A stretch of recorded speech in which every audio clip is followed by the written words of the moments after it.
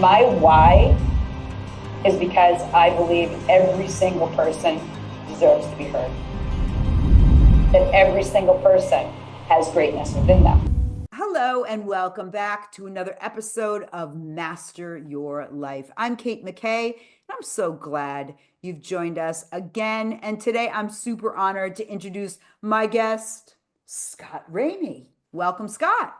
Thanks, Kate. So good to be here. Thanks for having me. I'm so psyched. So I'm going to read his bio and then we're going to talk a little bit about how we know each other and we're going to get right on into it because as always, we have much to talk about and much to share. So Scott is the secret weapon for mission-driven entrepreneurs and leaders looking to elevate their impact through powerful sales presentations.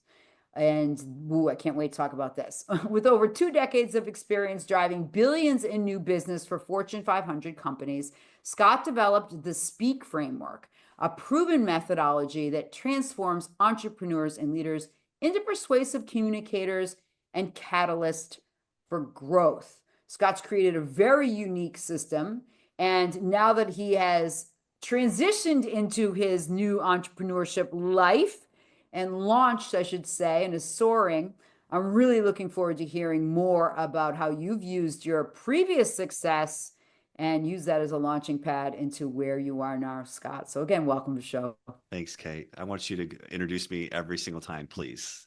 Any podcast I'm on in the future, I'll just carry you with me. So I'll be happy to. They can just call me. yeah, I'll pre-record. perfect. But anyway, so listen, the bottom line, Scott, is we met at Brand Builders. We're both part of that community of very unique people coming together to speak who they are and to uncover actually who they are. But you've been on this journey for a bit now, and particularly the last 5 months. But where I would like to start is you've had a background of success. Can you tell me a little bit about your success story? Yeah, it's been a journey and maybe kind of unexpected too. When I was 19, I made the decision I was going to transfer and leave a university where I was playing Division I basketball. Long story short, 18 months of 24, I was on crutches. And I went to tell the coaches about my departure back then there was no transfer portal. You just go to the compliance department and then they file some paperwork and you would leave. But I had a panic attack. And what I realized now, I didn't know then, it was because the weight of the world that I was carrying, this burden of success from small town Indiana, which was a rite of passage to play basketball.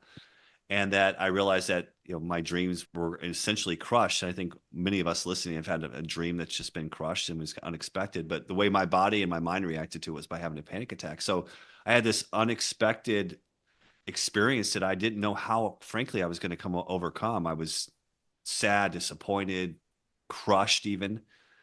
Did you? I've heard this story before, but for some reason I'm feeling the word terror.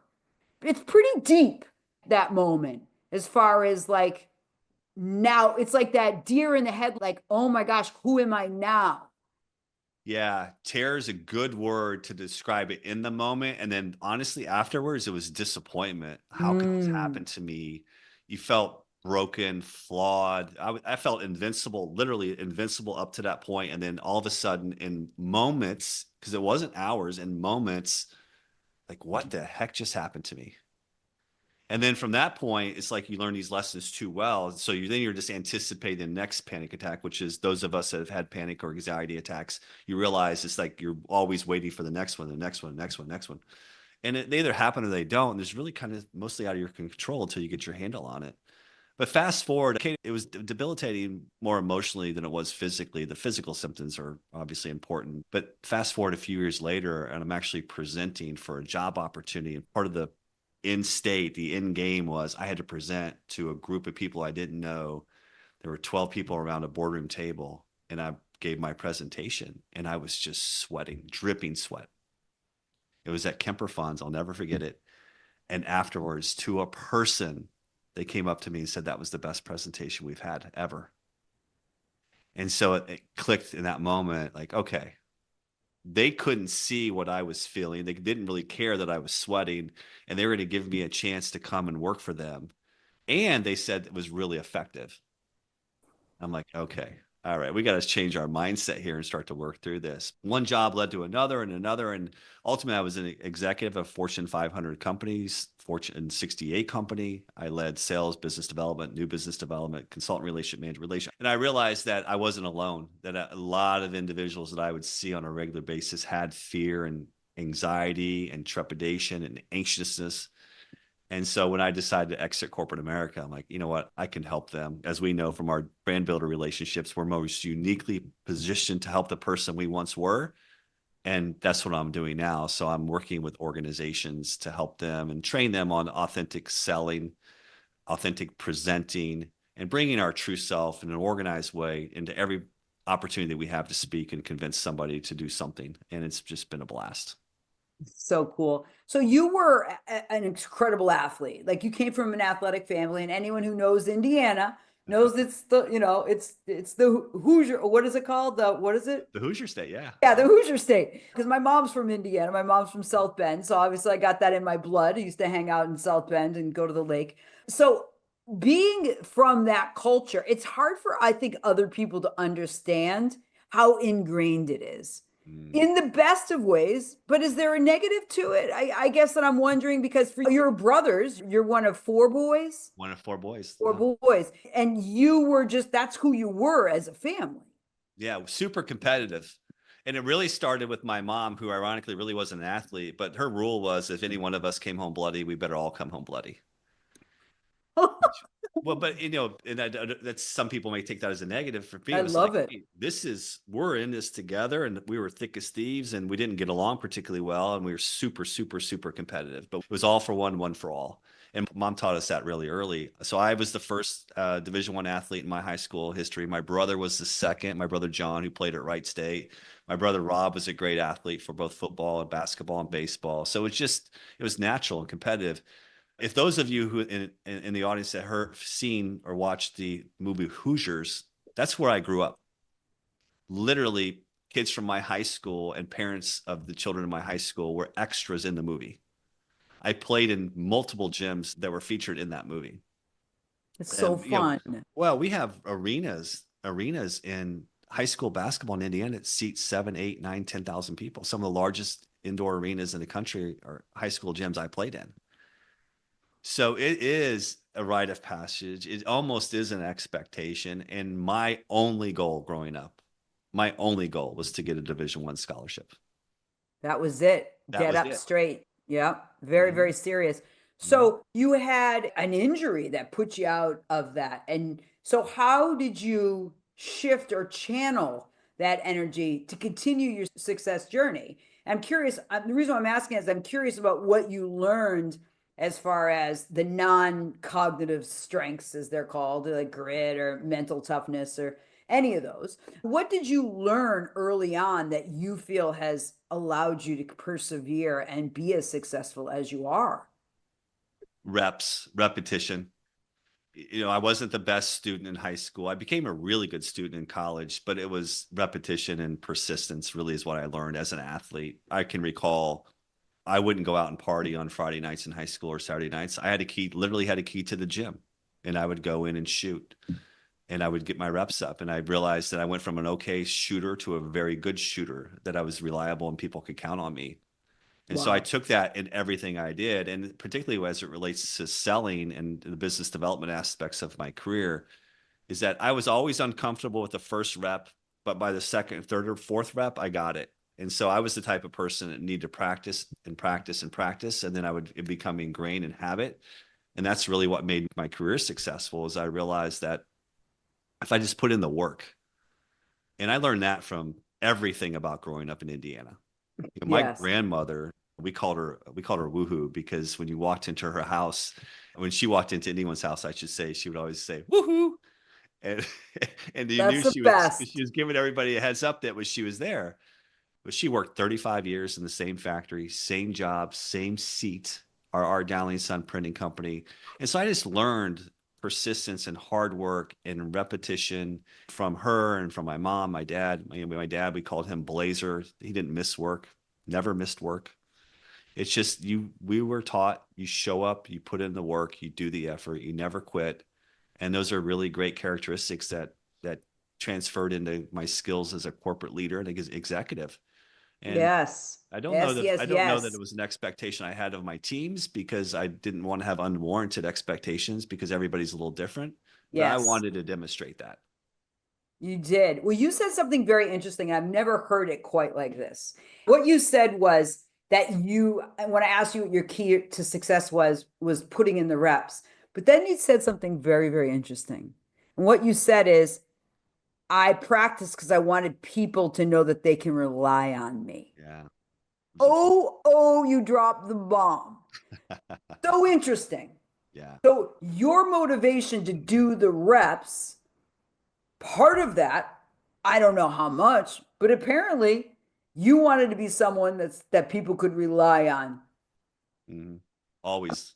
Tell me more about that. Yeah. Well, and that came to bear in 2016 when I defined my core values as a leader, because I hadn't done that work. I knew I was a good leader. At least I felt like I was a good leader, and it was validated, I guess, through survey results and things of that nature. But I sat down and with a friend of mine, we went through a 2-day session on my life plan, and what we defined were my core values, which were trust, decency, performance, team first, and image of leadership.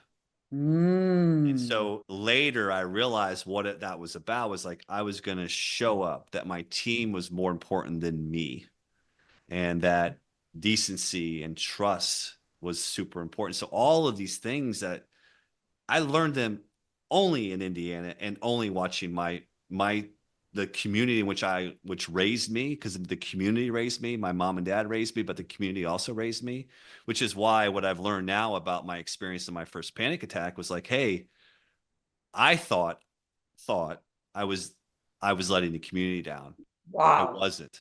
I wasn't. That was what I thought, and that's why I had Wow. an adverse reaction.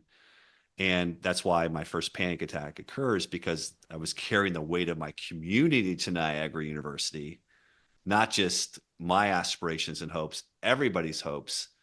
And then that behavior would find itself in other aspects of my life, like challenges of taking on a damaged organization that I needed to repair. I think we have our ideal self and we have our irrational self, and we run in tandem side by side all day long. And ideally, we're spending more time in our ideal self, the real self, the authentic self, and not spending so much time in the irrational area. But we do go to irrational spaces often. All of us do. But I realize now how irrational that was. And I also realized how powerful it was to have those core values that were Indiana thrown through every aspect, every step along my career corporate journey, because it made me successful and made my team, And to now, right? especially to Did now. you feel that your community had put their trust in you to win and play? There were a few paths out to get out of my community, to leave my community. One, the military, farming, and college. And college was the least percentage of my classmates. I had 148 high school classmates. Most of us did not go to college. And certainly being the first ever as an athlete, Division I athlete, to leave that community, I think I felt probably in that moment that I violated some level of trust, like that they had leaned in on me and bet on me and supported me, because they did. I mean, Kate, I'll never forget when I was 13, we were runner up in the AAU state title to the likes of Eric Montrose and Damon Bailey and some of these, these legends of Indiana basketball. And my little AAU team, Force 10, we called ourselves, we were a bunch of farm kids, were second, and we had to raise money to go to Seattle. First time I was ever going to be on a plane. And the local newspaper, the Journal Review, did an article about me and my team.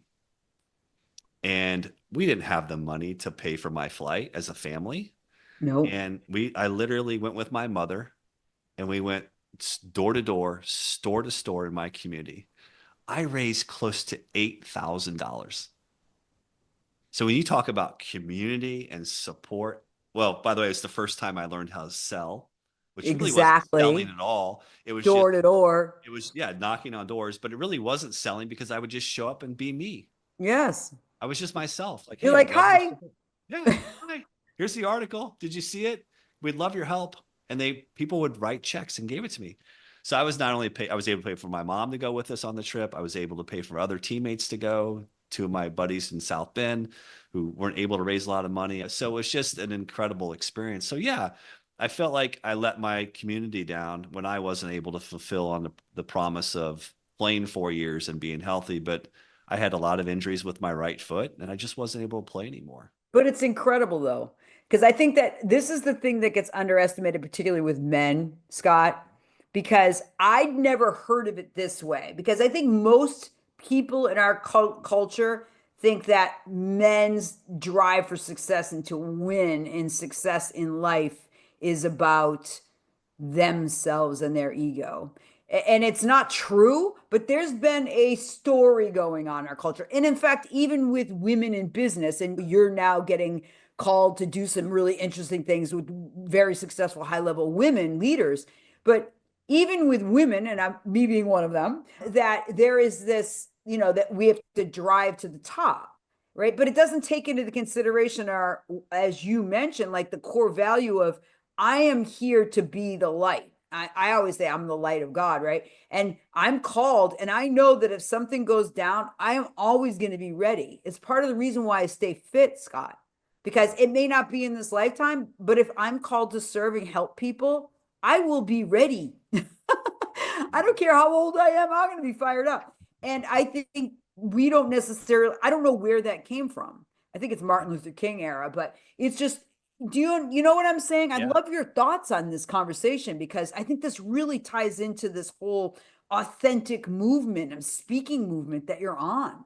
Yeah, no, I appreciate the question. You're right. I mean, I don't know where it came, but I look, maybe it was the '80s where when I got hurt, it's like throw some dirt on it. Let's go. I'm 52 now, so I was born in '72. That '80s was like, you got to be tough. And, there were commercials. Don't let them see you sweat. If you remember antiperspirant deodorant commercials. And so I carried that around a little bit, not rationally, but I did. I carried around this idea. Well, I can't be vulnerable and share the fact that I'm living with anxiety for better part of 3 decades. Nobody else knew. For 30 years, Kate, for my entire corporate career, I never discussed it outside other than with my wife, Michelle, who was very well aware of it. I was highly successful in the roles I had within corporate America. I always seemed to navigate through fairly well.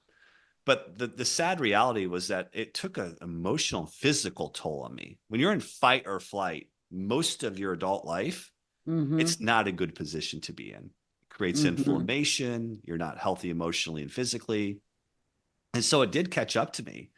But now, roughly 2 years ago, when I was able to share for the first time with my daughter, Aubrey, the fact that, in fact, I did have anxiety and I'd had it my entire life, then I started to cascade that conversation with my other daughter, Sasha, and then with my team at work and friends whose children had anxiety. And I could relate with them and say, look, he's going to be okay. I promise you. Well, how can you be so sure? I have anxiety. And what happened was this weight was lifted. And then I was finally assuming the role of the person I am and once was. And I was able to really start to authentically be myself. You know what you said, Scott? You go when people are like, my kid, they're going to be so messed up. And you go like this. This is exactly what you said. Trust me. They're going to be okay. So do you hear that conviction? Yeah. Trust me. Yeah. Well, and it also parlayed obviously into my speak framework and what I just finished 2 consecutive workshops this week with 2 different groups. Last Friday, I had a client in town. We worked for 8-hour intensive. And the spirit of everything, and everything was around confidence.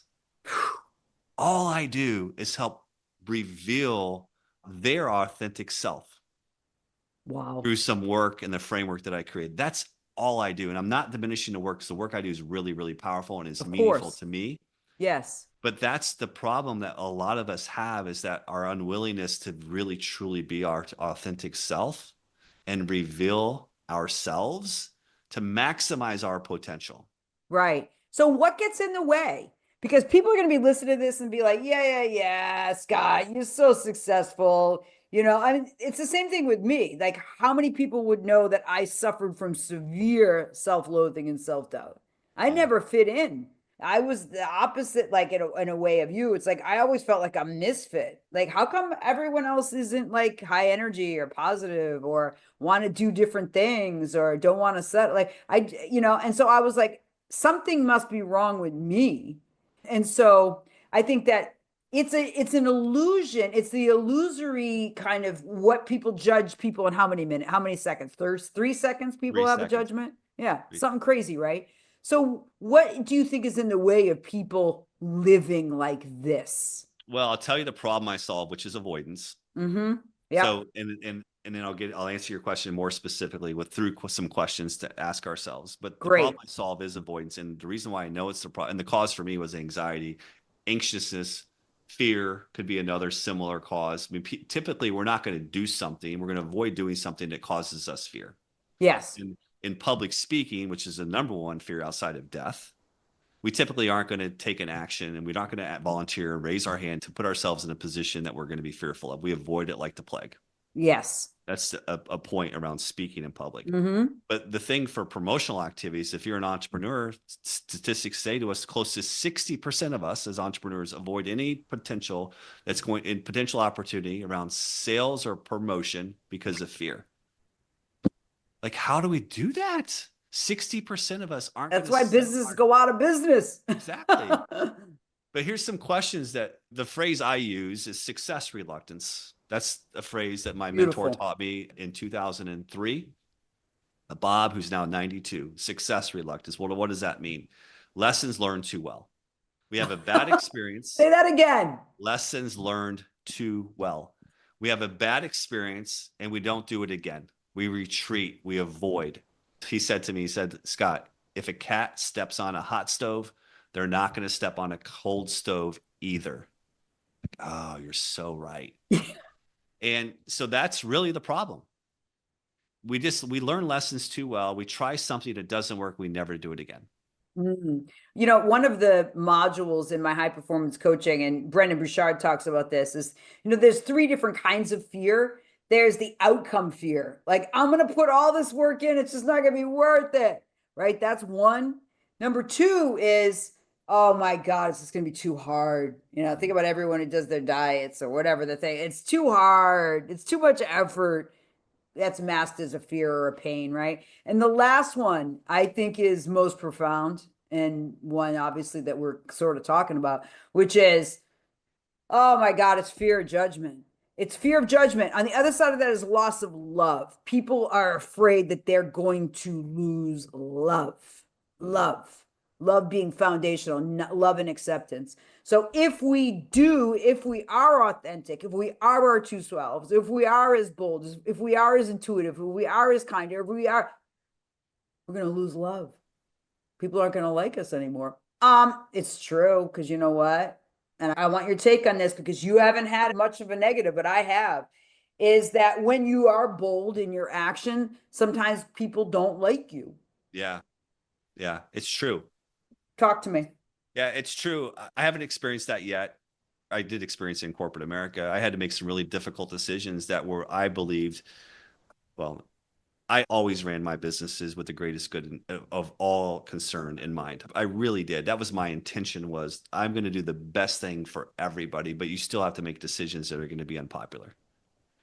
Now, I had a choice as a leader. I could make difficult decisions and know that I was going to alienate some people, or I could just make no decisions at all. Which one do you think I took?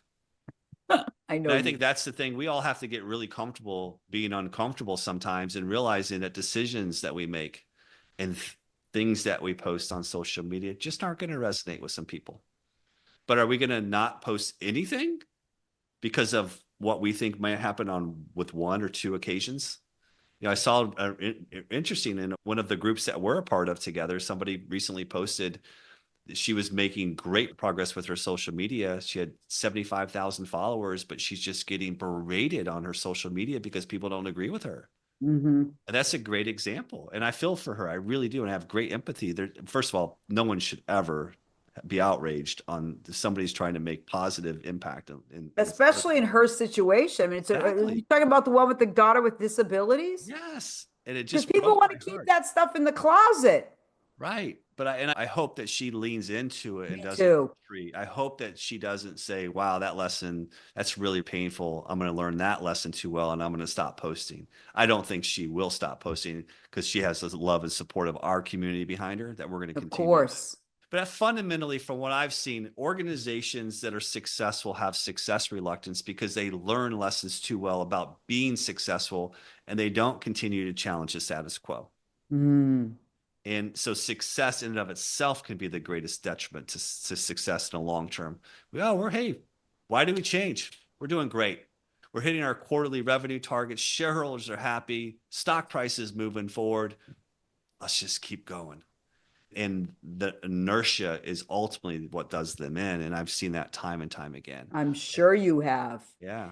I have a question in relationship to your shift that happened. Mm-hmm. And I think for a lot of people, and I've been talking a lot about this just because I'm digging into the grit girl information a little bit more, but I think that sometimes decisions aren't always made from a positive state. Sometimes they're just, I can no longer tolerate this environment or this behavior or the way that I feel. I guess Tony Robbins says you got to get, disturbed enough to make a change. Did you have a moment like that, or was it just a slow reveal of I'm ready to make a shift and step into the authentic, human that I know that I am at a higher level? Yeah, it's a great question. I would say it's been tugging on my heart for the better part of a decade. Mm, Inevitably, there is a moment where you just make the jump. And I had that moment, but for a better part of a decade, we talked a little bit about before we started recording. I would chase titles and prestige and money. I love managing teams, don't get me wrong, but at the heart of what I was accomplishing in my corporate career was that I had an aspiration to be a CEO, run a mhm. president of a business. Right. And I love the rewards that came with that. And I'm very grateful for all that my corporate experience, not only the relationships, but the experiences that I received over a better part of 3 decades. But I was unfulfilled. Mm, I was constantly unfulfilled. And what I would find, I would go into new environments thinking that things would somehow be different. But the reality of the situation is I still wasn't being fulfilled. I was serving others, I was serving teams, but it was different because it really wasn't mine. And what I was providing was value. I was providing my own value, but I was ultimately lining the pocketbooks of others. wow. What is And fulfillment to you, Scott? it's in service of others. Mm, It's that fills your cup. well, I know it does. It It does. does. When I Right. can And see, serving them in what way? Because when you were doing it through another vessel, it was rewarding, but it was just kind of like a little bit in the saucer of your cup. So well, and now, what are you doing now that's so fulfilling, Scott? we were playing the game of life, but under the constraints of corporate. And so there were limitations on how really deep I could go with someone just based upon the best practices of organizations. Now I can see transformation in a very short window, and we can dive deep into the psyche of that individual and transform them through the work that we do together. And it's unencumbered. Like Mm. we can go deep. I mean, great Yeah, example. talk to me a little bit about the system because I'm very, very much curious about it. I've been saying recently, in particular, I think the future belongs to great orators, that I think we're going to see more and more powerful speakers. Obviously, we went through an election and it was just the person that could speak more won because they were willing to be transparent and to speak, whether you like him or not. He was willing to talk to Joe Rogan for 3 hours about and off the cuff, Yeah. and so, but I do believe that the future belongs to great speakers. And what's your process a little bit? Give us some taste on that and how you see the future of you and your speaking and helping people transform themselves. Yeah, I appreciate the question. So I created what I call the SPEAK framework. So S is for style, stands for style, which is defining who you uniquely are, what distinguishes you. P is about presence, being in the moment. I like to say the greatest gift you can give your audience is to be present. E is for empathy, which is about understanding your audience and who you're talking to, all of the considerations. A is for authenticity or being your authentic self, showing up as you. And K is for knowledge, which is how do I organize all of the stuff I have in my head? what I So true. find. And so that's the framework in a nutshell. Mm. And Why did I? authentic seems to be a big one for you, right? Well, there are I mean, two really. yeah, and that's Yeah. good. I will talk about that in a minute, but keep going on your system. Yeah, no, that's it. So the reason why I created it is because I've used it in this process, and I finally just said, hey, if I can offer something to the corporations and individuals and entrepreneurs to help them be more dynamic in how they present and how they sell, I basically just package what I've done my entire career and I've taught others to do in multi-billion dollar sales opportunities that we would go out and pitch large business, for example, of corporations. And so it's been fulfilling. Yes, authentic is a big ones because I think fundamentally, if there are only two things you were to focus on, if you said, hey, Scott, if my audience could take away the two most important things, one is be authentic, and second is organize your material and your content in a way that's clear, concise, and people will remember what you say. So So if you can be yourself in a very authentic manner and you can organize your thoughts, you'll be ahead of the game. And so many people don't do that. We want to tell everyone everything we know, and it's all over the place and it's incoherent. We try to be someone we're not, especially in the sales environment.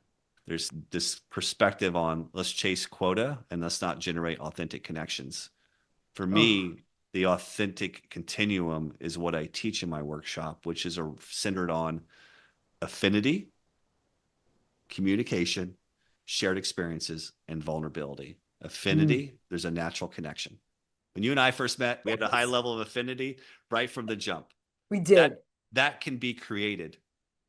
If I show you that I care about you, I'm interested in you, I want to get to know you, that I'm leaning into you and not making it about me. Communication, we can do it in various ways, but it needs to be clear and concise so that there's clarity and understanding about what the end game is. What are we trying to accomplish together? Mm, Shared experiences are wins and losses that we will experience together. It's those moments when we're engaged with our individuals or teams or in the sales cycle, in the sales process, that we're creating these shared experiences with one another. What is it going to be like when things come together for us as potential strategic partners? Or if you buy our product and our services and this is the experience you're going to have with us. And here are some testimonials and case studies to show it. And then lastly is vulnerability. I will tell you that if you're not demonstrating some level of vulnerability in a sales or presentation cycle, you are missing the boat. Vulnerability generates oxytocin. Oxytocin is a bonding hormone and it creates connection. So those four elements, communication, affinity, shared experiences, and vulnerability, I think are the cheat code to creating authentic connection and should be part of a sales process or a presentation always. always. Always. Yes. Oh my gosh, I love that. And I would say, because I've seen you speak, when you're talking about the vulnerability piece, for me, that's really the essence of storytelling. And I just see visually the picture of your daughter on the field, right? And your story about your conversation with her about your own anxiety because she was suffering from it. And so I remember that story. And that's why I was like, I love Scott, right? Because it imprinted in me the truth of how important it is and what made you your vulnerable story. And vulnerability, assertive vulnerability is how Brendan Burchard talks about it. We hear it a lot, but you described it in a really powerful way. And I think it's a bridge builder. I really do. And also the way you describe shared experiences, because when you win and lose together, it sort of builds a bridge as well. And being able to describe that to anybody, a potential someone you want to date, or this is so much more broad spectrum than just in the corporate environment. It can go into your marriage, your relationship with your children. I mean, everything. This is so powerful. Well, and I think you just demonstrated my point. It was almost 4 weeks ago, and you remembered what I said. Mm-hmm. Because if I asked you to think of a speaker that and this is an exercise I do in every workshop, one-on-one or small group workshop, I ask my participants to think of a speaker that you heard? And what are the three things that you remember about them? Those Mm-hmm. characteristics, what drew you to them? And inevitably, it's going to be almost 100% delivery focused. Their passion, their Mm-hmm. Their storytelling, story. not the story per se, but how they told the story, Yes. their The energy, feeling. the excitement, the feelings The that we have. feeling. But if you incorporate vulnerability or all of these four pillars of authentic connection with really clear, concise storytelling, you increase the memorability of what you said, because most of the times we're not going to remember what you said. And the secret to my teams and myself raising hundreds of billions of dollars, over $100 billion, was because we would bring these elements together. And long after we were gone, people remembered our content. Mm-hmm. So not only did we make them feel a certain way, but they remembered what we said. And this, I'll never forget this. We were pitching some business here, ironically, in Jacksonville for a large record keeping opportunity. So it was $100 million plus opportunity, $120 million plus opportunity. When they went to award us the business, they played back the three topics we shared with them in our presentation. It was ingrained in them. They Oh remembered my them. gosh. So the idea and what I teach is long after you're gone, we not only want them to remember how you made them feel, but they ideally can remember what you said. And if Mm-hmm. you're running large organizations, sales organizations, consistency of message can get created. So when I take this knowledge pillar of speak, I created what I call the power of three, which teaches people to organize their thoughts in a clear and concise way. But not just people, teams can create consistency of message. Then we're all singing from the same hymnal. So if I have an entire sales force of people throughout the country telling the same story over and over and over again, I create brand, I create identity, and I have people telling my story when I leave long after I'm gone. And That's the it's true power. for families too, because like think about the way you described your woohoo. Yeah. Like sitting in the same freaking chair for 35 years. You can picture that seat worn out, that squeaky sound of it, and just what she lived for and what she stood for. So we can't underestimate the power. And I think that when you are present, you remember. And I freak people out all the time at the things that they told me. I have a memory like a steel vault because I'm always putting people's stories together. I hold thousands of stories because I never know when I'm going to see them again. And then I just get this magical download of everything that they told me. And they're like, how do you remember? I'm like, God is good. Well, but you were present. You're in the moment I'm and in you're the there. moment. There's no other Yes. place I'd rather be than with you, Scott. I don't care. If an alarm went off, I'd be like, dude, hold on a sec. But I don't care. I'm only wanting to make this connection deep and meaningful. And I hope the viewers and listeners feel that and know that and understand how powerful your full presence is in changing lives. Changing lives. And what a gift it is. I feel that every time we've ever been in the same room or with video or even on the phone together. We've communicated all three mediums, and I always feel like you're very much in the moment. And that P in speak is presence. We have to master this skill for our people that we love, that we interact with, no matter what. Like, what greater gift can you give anybody Nothing. to be in that moment? Zero. Yes. No, it's like so true. And I bring that up, that power of that, because like theater was the only everything I ever got A's in. But the gift that theater brought me, and they were like, wow, Katie, that was so good. And I was like, what did I do? It's like, I'm just simply like, there are hundreds of different ways to say I love you. And I'm just like, they said that hurt my feeling. I just be aware and awaken to everything and everyone as best as you can. And especially the people that people see as invisible. Please, I ask of you. Yesterday, there was a cleaning lady at the gym, and no one looks at her. She's hunched over and so I just was right in her vision. I go, hi, like right in her face. And it was just, this is what I remember about yesterday. It was a good day, but that woman, and how I saw her and how her shoulders went back and her eyes lit up. This stuff makes me cry because that's what life's about. Yeah. It's just those moments, those interactions that you changed her day. You changed the trajectory of her day just by being present for her. She deserved it. You did. Yeah. That's Yeah. beautiful. Oh, sorry. That's okay. Yeah. I get all a little emotional because it's like so many people are not seen. And it's like, I'm here to serve, to be really successful so I can serve the people that aren't seen. That's ultimately my goal. And I think that we have the obligation to rise to be our highest and best self, because that's the only way we're going to have the greatest impact. It's not like I go and compete in bikini competitions because I want people to see me in a bikini. I want to model what it means to be confident, to overcome hardship, and still let people see me, to model what it means to be courageous and Well, silly. if you haven't heard it today, you're crushing it and you're modeling for all of us on what it's like, and and give us all aspirations. So I appreciate you for that.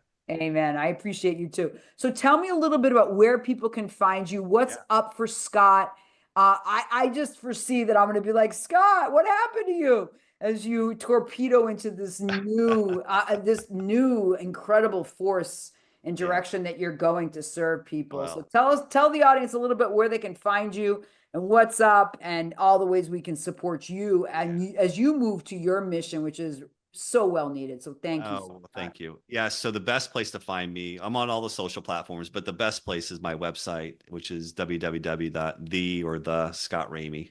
And if you go there, I give away a lot of content for free. So what's available to you as a listener is the Power of Three framework that I created. So we're giving it away for free. I also created a communication matrix. So you can go there and determine what type of communicator are you, how would you interact with other communicators, and some other giveaways as well. I'm in this to provide value and to help people, and the power of three, the communication metrics. Oh, and there's a confidence assessment. So you're like, hey, how am I on this continuum? Am I a confident presenter? Am I emerging confidence? Whatever you might be, you're there. And obviously, if anybody ever wants just to talk, you can book a free call with me there as well. And I can hopefully provide some value. I do, as I mentioned, Kate, we do one-on-one intensives, small group workshops, also keynote, which I talk about authentic communication and the power of really effective storytelling. Thank you. I'm flattered to be here. It's just so great to be able to share this, what I've acquired over the 3 decade corporate career with folks. It's been awesome.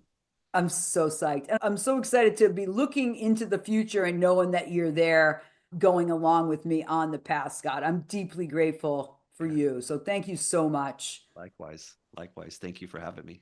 And it's the Scott Ramey. It's SCOTTRAMEY.com. Make sure you go on there, grab that stuff. You heard how much bombs he was dropping. This is a man that loves strategy and systems on top of being an incredibly deep and authentic person here to do great things. So Thank you. thank you. Yeah. It's awesome to be here. Yeah, and thanks to all the viewers and listeners for joining us again on powerful conversations about grit and determination and how we can transform ourselves, even through hardship, to live and be the greatness of who we came here to be. Thank you so much, everyone. Until next time, be great, embrace your power, and take good care.